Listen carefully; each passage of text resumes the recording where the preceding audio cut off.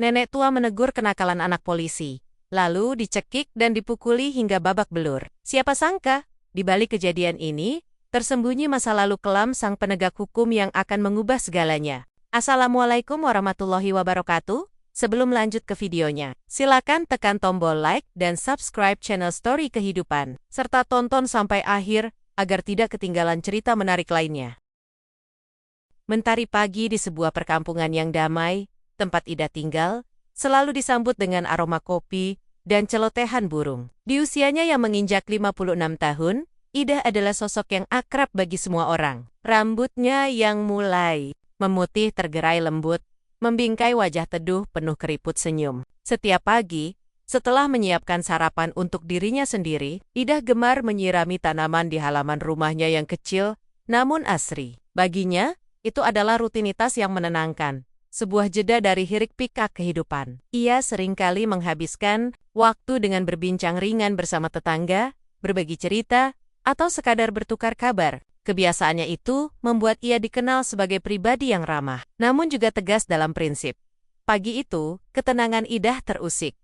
Dari kayohan, terdengar suara gaduh yang memecah kesunyian. Beberapa anak, salah satunya adalah Bayu Putra Brigadir Sohan, sedang bermain bola di jalanan sempit depan rumahnya. Mereka berlari ke sana kemari, tanpa menghiraukan lingkungan sekitar. Ida sebenarnya tidak terlalu mempermasalahkan anak-anak bermain. Tetapi kali ini berbeda. Bola yang mereka tendang berulang kali menghantam pot bunga kesayangannya, Boken Nairis, mengenai kaca jendela rumahnya. Bukan hanya sekali atau dua kali, tetapi berkali-kali. Ida yang mulanya mencoba bersabar, akhirnya merasa perlu menegur.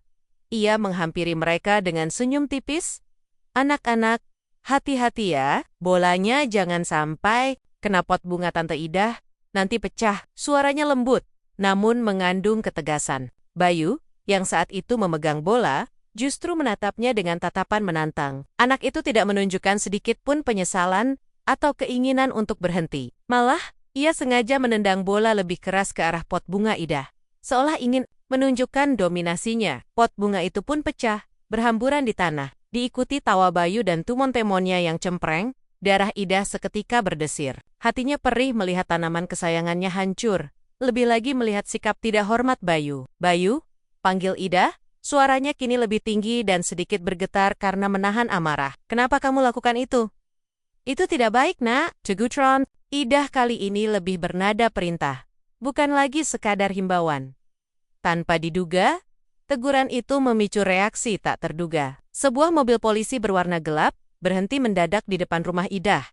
Brigadir Sohan, ayah Bayu, keluar dari mobil itu. Dengan langkah terburu-buru, wajahnya merah padam, sorot matanya tajam dan penuh kemarahan. Ia pasti mendengar teguran Ida dan salah mengartikannya. Ada apa ini? Kenapa kamu membentak anak saya? Sohan berteriak. Suaranya menggelegar di pagi yang seharusnya damai. Ayel berdiri di hadapan Ida, tubuhnya yang besar menutupi cahaya matahari. Aura intimidasi terpancar kuat dari dirinya. Aida terjit. Ia tidak menyangka Sohan akan bereaksi sefrontal ini. Ia mencoba menjelaskan, bukan begitu Pak Sohan. Anak Bapak menendang bola sampai memecahkan pot bunga saya. Saya hanya menegur. Belum sempat Ida menyelesaikan kalimatnya, Sohan sudah memotongnya. Tegur, itu namanya membentak. Anak saya tidak pernah dibentak siapapun. Sohan membentak balik, bahkan menanjuk-nanjuk wajah Ida. Raut wajahnya penuh ancaman, seolah melupakan bahwa ia sedang berhadapan dengan seorang wanita parubaya. Ketegangan memenuhi udara, menjadi bibit permusuhan yang tak terduga. Ida hanya bisa terdiam, tercengang oleh arogansi dan kemarahan yang meluap dari seorang aparat penegak hukum. Malam hari itu, kegelapan terasa lebih pekat dari biasanya. Ida mencoba menenangkan dirinya setelah insiden pagi yang tidak menyenangkan itu. Ia berharap kejadian itu hanya sebatas pertengkaran kecil yang akan cepat berlalu. Namun, firasatnya, cerak inak. Jantungnya berdebar tidak karuan, seperti ada sesuatu yang buruk akan terjadi. Suasana rumahnya terasa sunyi. Bahkan suara jangkrik pun seolah enggan terdengar. Ida duduk di ruang tamu, mencoba membaca buku untuk mengalihkan pikiran. Tetapi kata-kata di halaman buku itu seolah menari-nari tanpa makna. Ia terus-menerus melirik ke arah pintu, merasa gelisah. Tiba-tiba, suara ketukan keras menggema di pintu depan. Bukan ketukan biasa, melainkan dentuman yang penuh amarah. Ida terlonjak kaget. Ia tahu pasti siapa yang datang. Dengan langkah ragu, ia mendekati pintu, jantungnya berdegup semakin kencang. Ketika pintu terbuka, Brigadir Sohan berdiri di ambang pintu, wajahnya memerah karena emosi yang meluap-luap. Matanya berkilat, penuh ancaman. Sohan tidak sendiri. Di belakangnya ada 2 orang laki-laki bertubuh tegap yang tidak Ida kenal. Mereka tampak seperti preman bayaran. Sorot mata mereka dingin dan menakutkan. "Jadi, berani sekali kau membentak anak saya." Suara Sohan rendah namun penuh ancaman. Ia langsung mendorong pintu hingga terbuka lebar, membuat Ida mundur beberapa langkah. "Kau pikir karena kau nenik-nenik, aku tidak bisa berbuat apa-apa?" Sohan melangkah masuk tanpa permisi, diikuti oleh kedua kaki tangannya. Ida mencoba menjelaskan, suaranya bergetar. "Saya tidak membentak, Pak Sohan. Saya hanya..." Belum sempat Ida melanjutkan, Sohan sudah membekap mulut Ida dengan tangannya yang besar dan kasar. Napas Ida tercekat. Ia mencoba melawan, meronta. Namun tenaga Sohan terlalu kuat. Ida bisa merasakan cekikan di lehernya. Matanya mulai berkunang-kunang. Napasnya semakin sesak. Sohan mendorongnya dengan kasar hingga punggung Ida membentur dinding, menimbulkan rasa nyeri yang luar biasa. "Kau harus tahu siapa yang kau hadapi," geram Sohan. Wajahnya mendekat ke wajah Ida. Bau alkohol tercium kuat dari napasnya. Ida berusaha berteriak, namun suaranya tertahan oleh bekapan tangan Sohan. Rasa takut yang luar biasa mencengkeram dirinya. Ia merasa tak berdaya, seolah jiwanya akan direnggut dari tubuhnya. Setelah beberapa saat, cekikan itu melonggar, namun bukan berarti penderitaan Ida berakhir. Sohan kemudian melayangkan pukulan keras ke wajah Ida. Rasa sakit yang tajam menjalar, dan pandangannya langsung kabur. Ida terjatuh ke lantai, merasakan darah mengalir dari hidungnya. Tubuhnya gemetar. Ia meringkuk berusaha melindungi dirinya. Kedua kaki tangan Sohan hanya berdiri mematung, menyaksikan adegan kekerasan itu tanpa intervensi, seolah menganggapnya hal yang wajar. Sohan terus memoki-moki Ida, mengeluarkan kata-kata kotor dan ancaman. Ia menendang kaki Ida beberapa kali, menyebabkan Ida menjerit tertahan. Setelah puas melampiaskan amarahnya, Sohan meludah ke lantai, dan bersama kedua temannya, ia meninggalkan rumah Ida begitu saja. Meninggalkan Ida dalam kondisi mengenaskan. Lantai berantakan, pot bunga yang sudah pecah kini berserakan lebih jauh, dan Ida tergeletak tak berdaya. Ia merasakan sakit di sekujur tubuhnya, namun yang paling menyakitkan adalah rasa ketakutan dan kehinaan yang mendalam. Malam itu menjadi saksi bisu kekejaman, meninggalkan trauma yang akan membekas dalam ingatan Ida.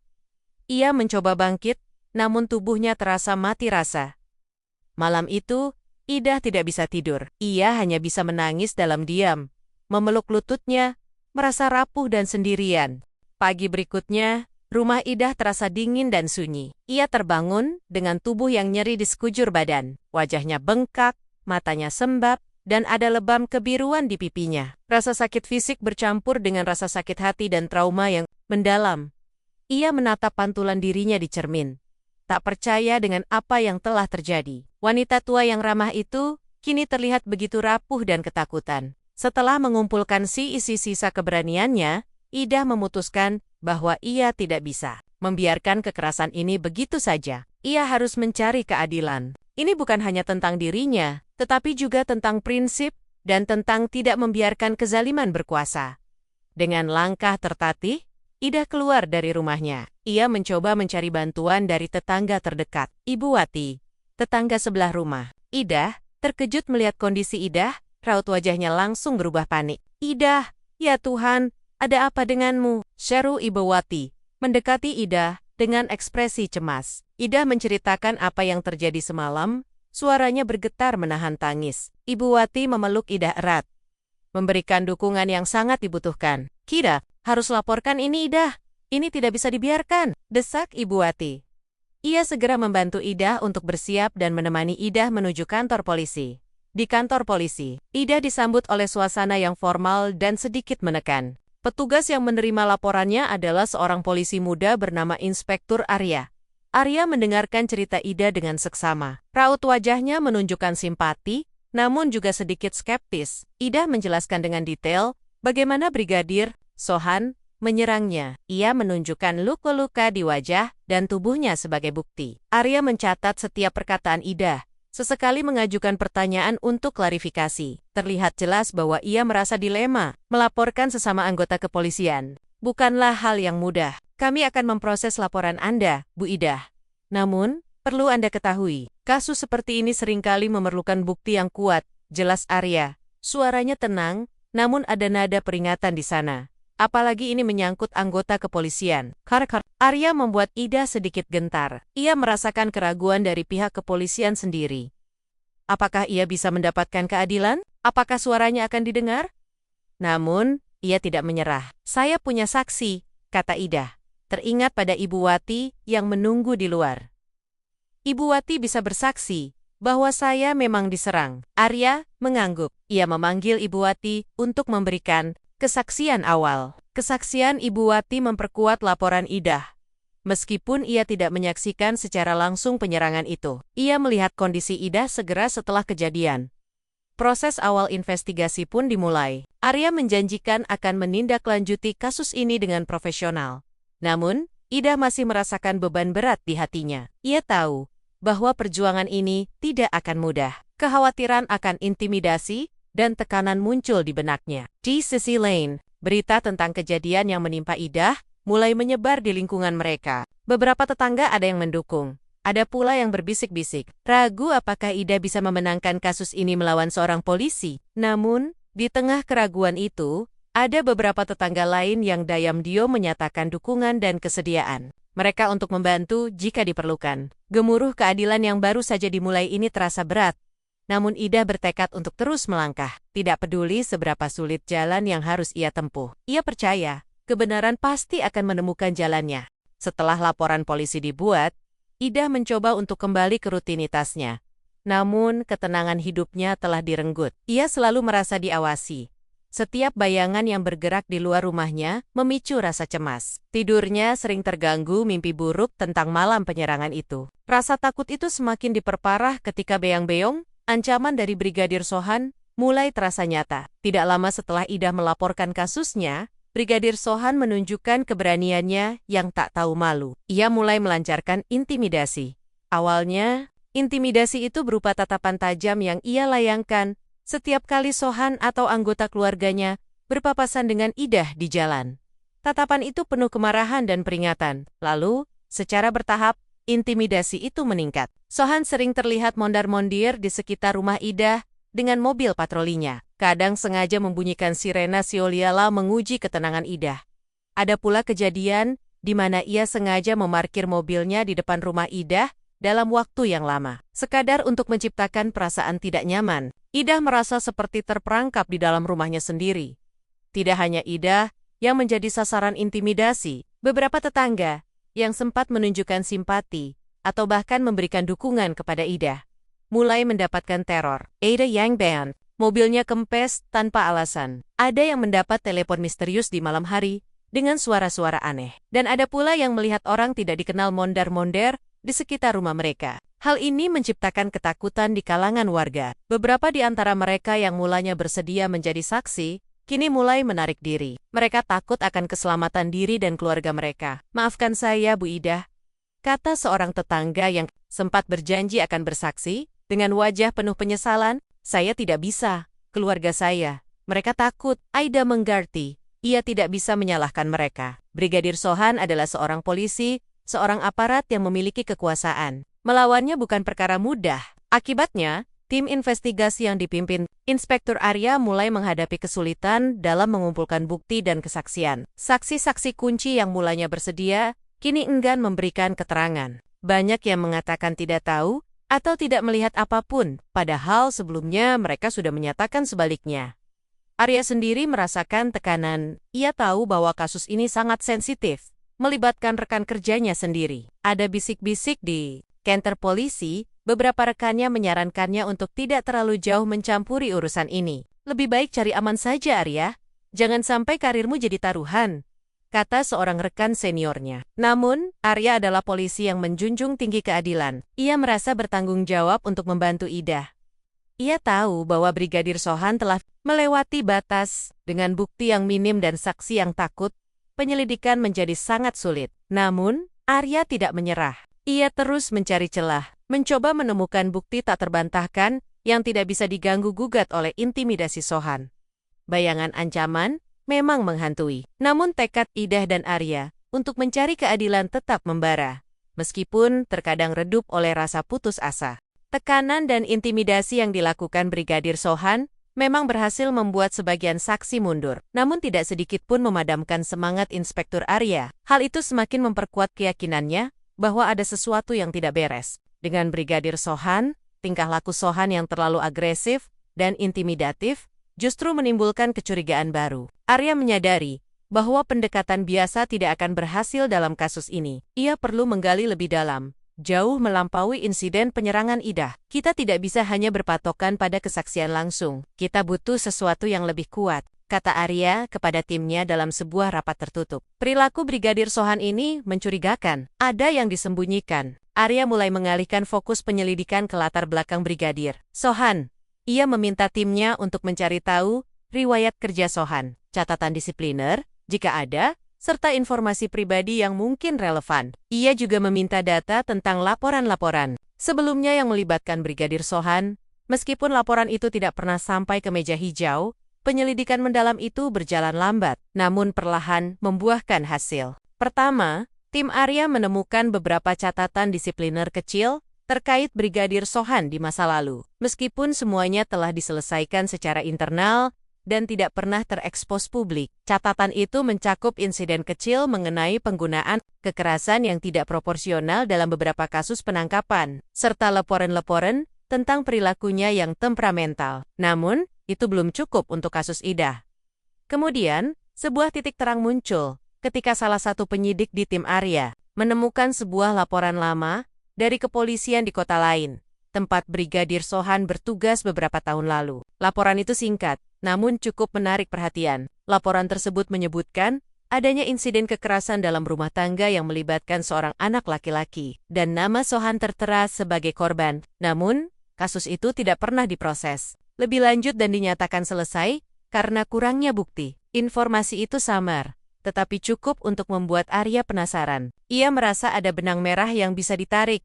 Arya memutuskan untuk menindaklanjuti laporan lama tersebut. Ia mengirim timnya ke kota asal Sohan untuk mencari informasi lebih lanjut. Mereka mewawancarai beberapa orang yang pernah mengenal Sohan di masa lalu, termasuk tetangga dan rekan kerja lamanya. Awalnya, mereka semua enggan berbicara, takut akan konsekuensi. Namun, setelah diyakinkan bahwa informasi mereka akan dijaga kerahasiaannya, satu persatu mulai membuka diri. Mereka bercerita tentang Sohan kecil yang sering terlihat murung, sering mendapatkan perlakuan kasar dari ayahnya yang juga seorang polisi. Ada yang bercerita melihat Sohan dengan luka lebam, ada pula yang mendengar teriakan dari rumahnya. Informasi-informasi itu adalah kepingan puzzle yang mulai membentuk gambaran utuh. Arya mulai memahami bahwa tindakan Sohan saat ini mungkin tidak hanya didasari oleh emosi sesaat, melainkan berakar pada sesuatu yang jauh lebih dalam dan gelap. Penyelidikan yang tadinya terhambat oleh intimidasi,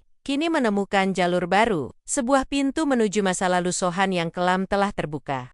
Kepingan puzzle yang ditemukan oleh tim Inspektur Arya mulai menyatu, membentuk gambaran yang mengejutkan tentang masa lalu Brigadir Sohan.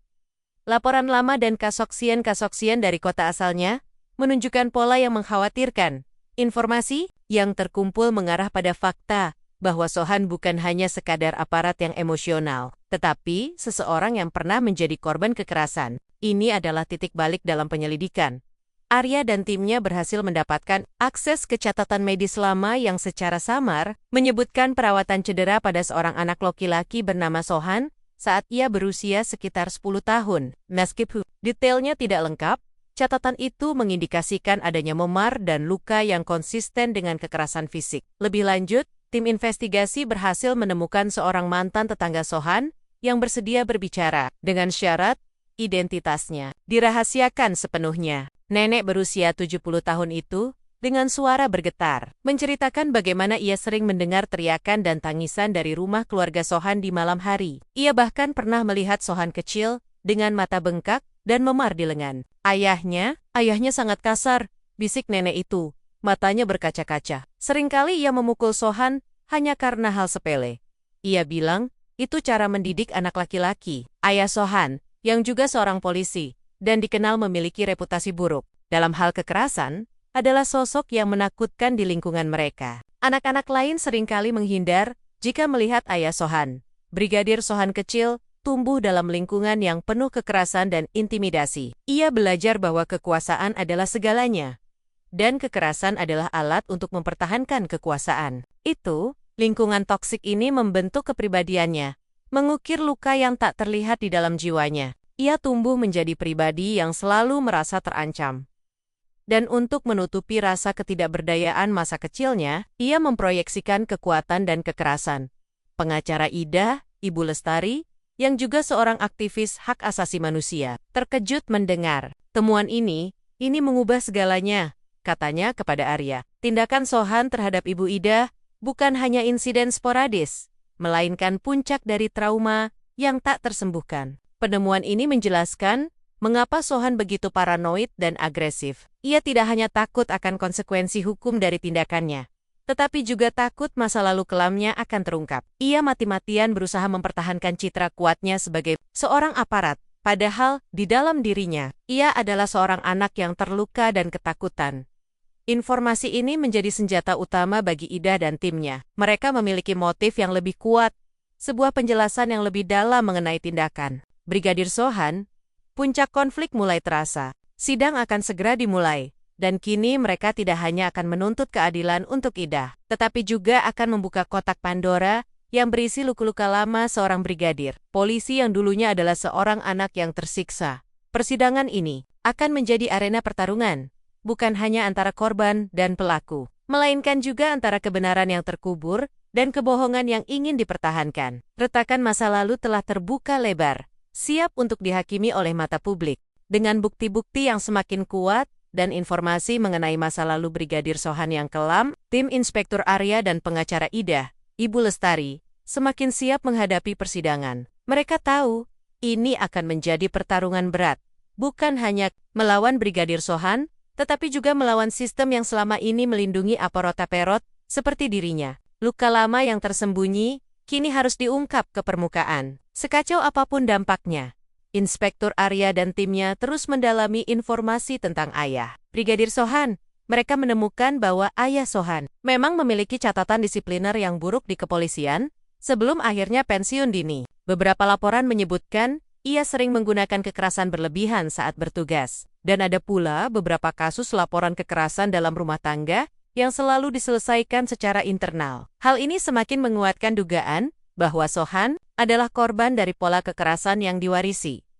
Di sisi lain, Ibu Lestari menghubungi beberapa ahli psikologi forensik untuk meminta pendapat mereka mengenai dampak kekerasan masa kecil terhadap perilaku seseorang di kemudian hari. Para ahli mengonfirmasi bahwa pengalaman traumatis di masa kecil, terutama kekerasan, dapat menyebabkan individu mengembangkan mekanisme pertahanan diri yang agresif, perilaku intimidatif, dan ketakutan mendalam terhadap kehilangan kendali atau kekuasaan. Ini sangat sesuai dengan profil Brigadir Sohan.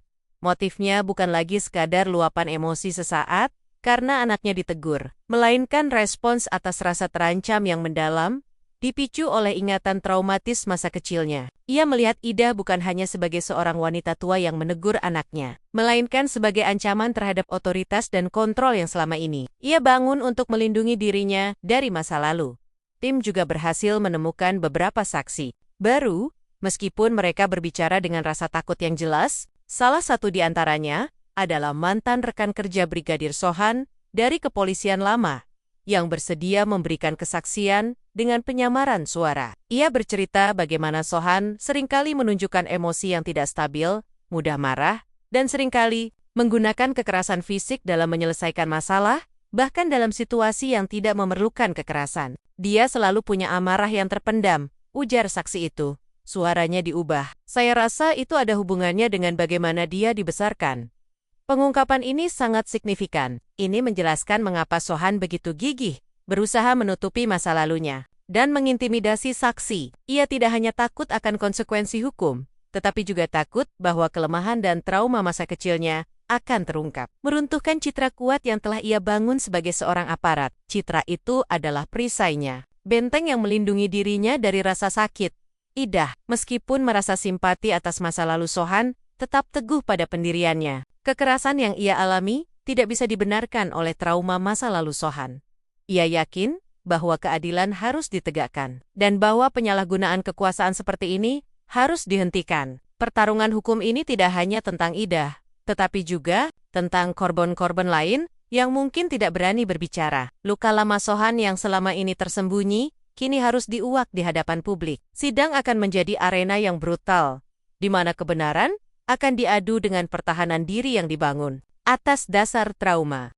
Hari persidangan tiba. Ruang sidang dipenuhi oleh para jurnalis, aktivis hak asasi manusia, dan warga yang ingin menyaksikan jalannya proses hukum. Brigadir Sohan duduk di kursi terdakwa dengan wajah tegang, sesekali melirik sinis ke arah Idah, yang duduk didampingi pengacaranya, Ibu Lestari. Inspektur Arya juga hadir, memberikan dukungan moral dan mengawasi jalannya persidangan. Aura ketegangan menyelimuti ruangan itu, seolah setiap napas yang diambil akan menentukan nasib keadilan.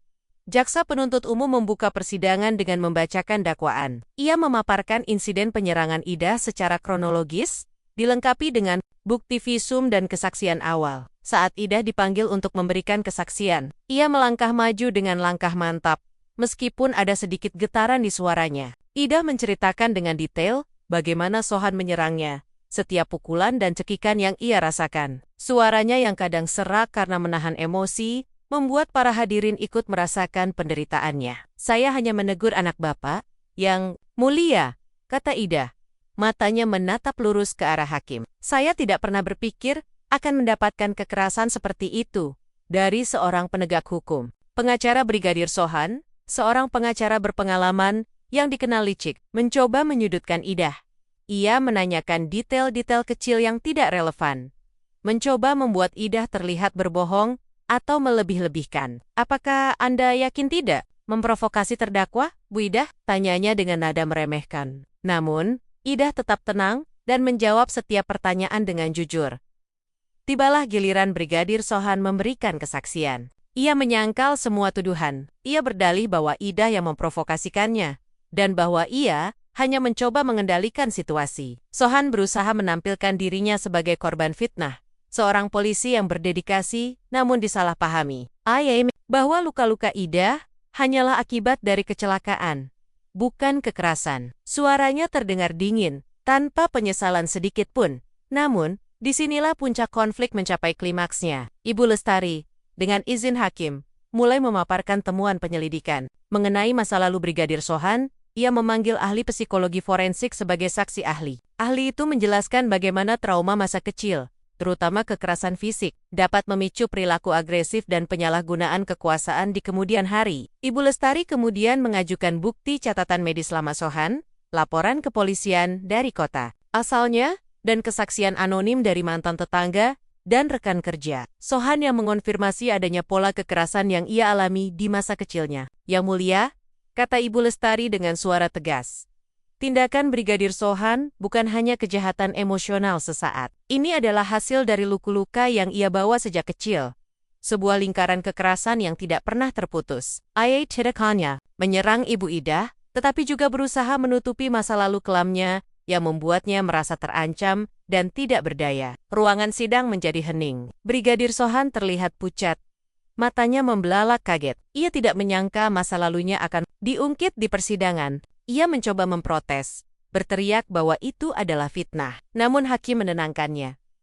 Pengacara Sohan mencoba menyanggah, mengatakan bahwa masa lalu terdakwa tidak relevan dengan kasus ini. Namun, Ibu Lestari berargumen bahwa hal itu sangat relevan. Karena menjelaskan motif dan pola perilaku Brigadir Sohan, perdebatan sengit pun terjadi di antara pengacara dan jaksa. Pengungkapan masa lalu Sohan membuat suasana persidangan semakin panas. Ini bukan hanya tentang penyerangan Idah, tetapi juga tentang pengungkapan luka-luka lama, tentang bagaimana trauma dapat membentuk seseorang, dan tentang keadilan yang harus ditegakkan, tidak peduli seberapa rumit latar belakangnya. Persidangan ini menjadi lebih dari sekadar kasus kekerasan. Ia menjadi cerminan dari sistem yang gagal melindungi korban dan gagal menyembuhkan pelaku. Sidang terus berlangsung selama beberapa hari, diwarnai dengan argumen sengit dari kedua belah pihak. pengungkapan masa lalu Brigadir Sohan menjadi topik utama. Memicu perdebatan bukan hanya di dalam ruang sidang, tetapi juga di mata publik. Media memberitakan kasus ini secara luas, menyoroti isu kekerasan dalam rumah tangga dan penyalahgunaan kekuasaan oleh aparat kepolisian. Tekanan terhadap hakim dan jaksa semakin besar.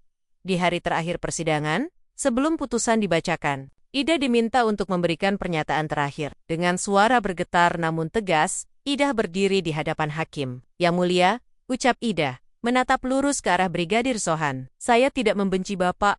Saya bahkan merasa kasihan atas apa yang Bapak alami di masa lalu. Tapi, trauma bukan alasan untuk menyakiti orang lain. Apa yang Bapak lakukan kepada saya, itu salah. Dan ini harus berhenti. Bukan hanya untuk saya, tapi untuk masyarakat. Agar tidak ada lagi yang merasakan apa yang saya rasakan." Kata-kata Ida menggema di seluruh ruangan, menyentuh hati banyak orang. Brigadir Sohan terlihat menunduk, entah karena malu atau karena emosi yang ia tahan. Akhirnya, tiba saatnya putusan dibacakan. Ruangan hening, semua mata tertuju pada hakim. Settled. Sesaat yang terasa seperti keabadian, hakim mulai membacakan putusannya. Hakim menyatakan bahwa berdasarkan bakti-bakti yang kuat, termasuk kesaksian Ida, visum, dan terutama pengungkapan pola perilaku Brigadir Sohan yang didasari oleh trauma masa kecil, Brigadir Sohan terbukti bersalah melakukan penganiayaan berat. Terhadap Ida, hakim mengakui adanya faktor trauma masa lalu yang mungkin memengaruhi perilaku Sohan, namun menegaskan bahwa hal tersebut tidak dapat membenarkan tindak kekerasan yang telah dilakukannya Brigadir. Sohan dijatuhi hukuman penjara selama 3 tahun dan juga dipecat secara tidak hormat dari kepolisian. Selain itu, hakim memerintahkan Brigadir Sohan untuk menjalani terapi psikologis untuk mengatasi traumanya. Putusan ini adalah kemenangan besar bagi Ida dan juga bagi keadilan. Suara tepuk tangan samar-samar terdengar dari para hadirin. Meskipun sebagian besar menahan diri karena menghormati suasana pengadilan.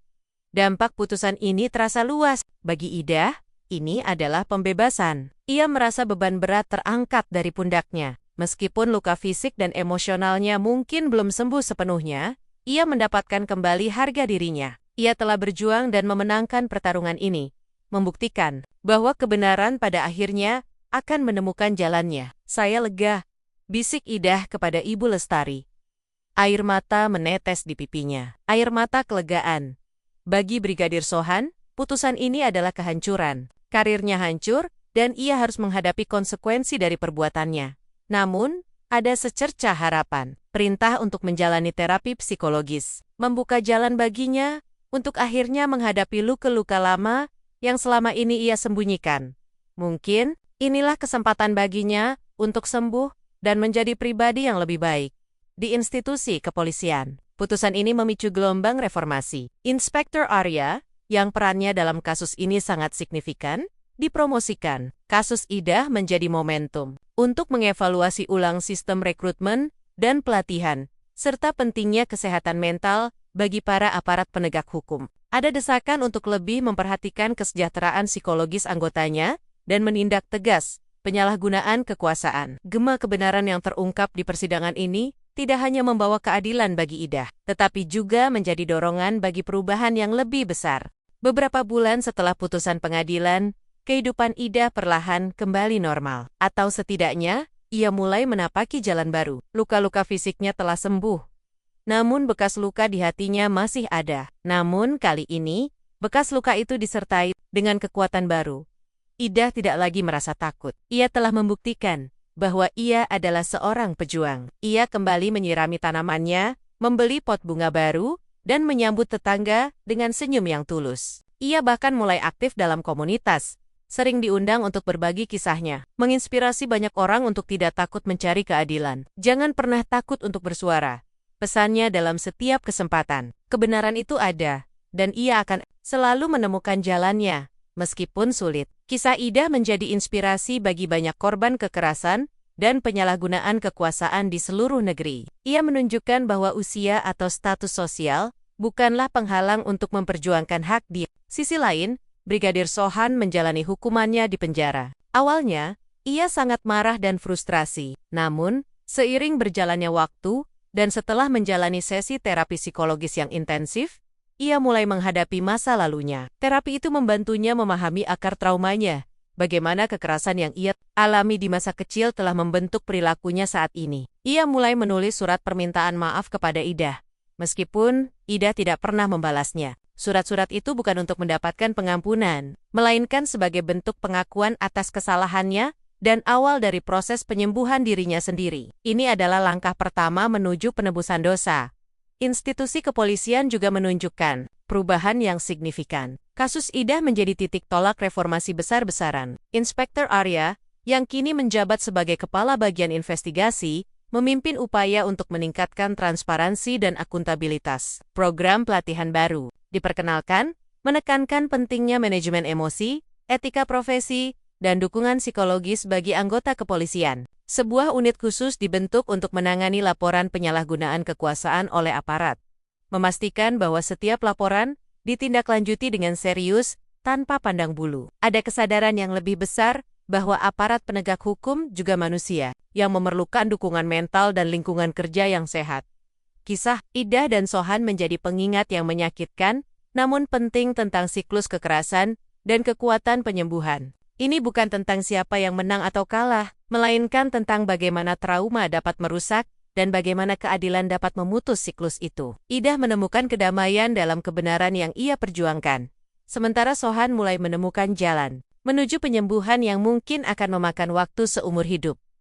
Matahari terbenam di ufuk barat, mewarnai langit dengan jingga keemasan. Ida duduk di teras rumahnya, menatap ke arah perkampungan yang kini terasa lebih aman. Sebuah hembusan angin menerpa wajahnya, membawa serta aroma melati dari tanamannya yang baru. Ia tersenyum tipis. Hidup memang tidak sempurna, tapi selalu ada harapan untuk hari esok yang lebih baik. Cerita Ida adalah bukti bahwa gema keadilan akan selalu terdengar, bahkan di tengah luka yang paling dalam sekalipun.